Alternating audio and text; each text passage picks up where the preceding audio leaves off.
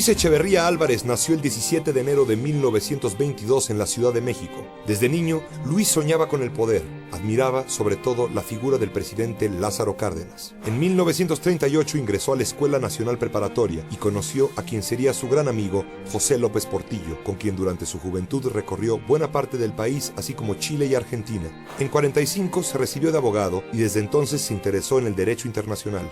Comenzó su carrera política a principios del sexenio de Miguel Alemán. En 51 se unió a la campaña presidencial de Adolfo Ruiz Cortines y más adelante entró a trabajar a la Secretaría de Educación Pública.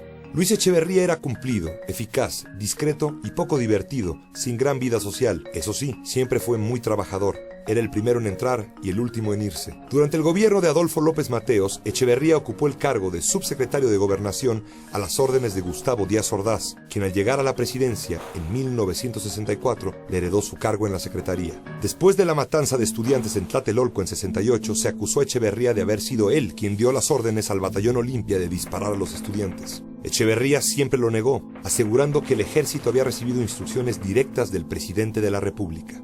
Luis Echeverría tomó posesión en diciembre de 70 y no volvió a cruzar palabra con Díaz Ordaz, que expresaría más tarde su arrepentimiento por haberle heredado su puesto.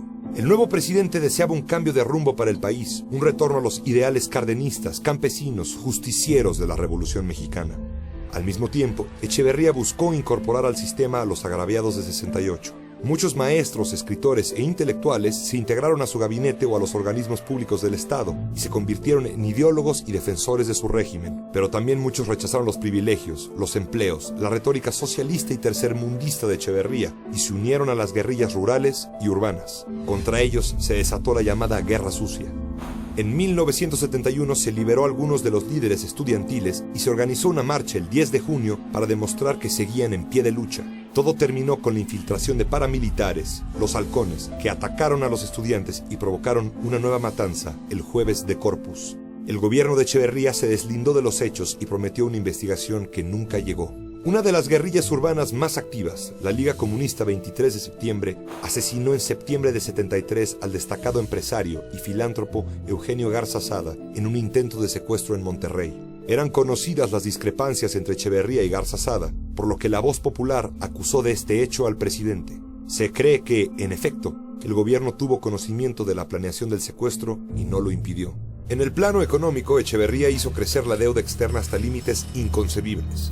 No solo consentía, sino que alentaba la inflación. Con gran irresponsabilidad se desalentó toda inversión extranjera. Su propio secretario de Hacienda, Hugo Margain, le informó que había llegado al límite, pero en respuesta el presidente lo removió y nombró en su lugar a su gran amigo José López Portillo. A partir de entonces se afirmó públicamente, las finanzas se controlaban desde Los Pinos. El gobierno perdió prácticamente toda noción de rumbo en el manejo de la economía. Cientos de millones de pesos se invirtieron en obras improductivas o se perdieron en los laberintos de la corrupción. A eso se sumaban ocurrencias extrañas, como el intento de obligar a una compañía refresquera internacional a ceder la fórmula de su refresco. Echeverría buscó además el Premio Nobel de la Paz y se postuló como secretario general de la ONU. Mientras en el extranjero se esforzaba por presentarse como un demócrata, en México ahogaba la libertad de expresión con casos como la expulsión de Julio Scherer del periódico Excelsior.